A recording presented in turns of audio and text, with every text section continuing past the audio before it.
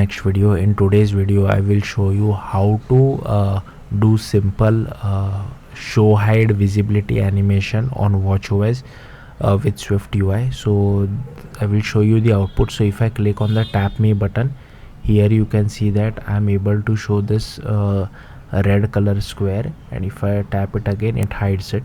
So the code is pretty simple. What I have done is that I have taken a state variable for this, and once the button is clicked, so we are doing with animation like using this property, and we are just toggling that state property, and if is showing is true, then only we will display this color red square with a frame of width and height, and it also has its own transition of asymmetric. The inner insertion is scale and removal is opacity, but you can play around with this to suit it to your needs. So yeah, pretty simple video.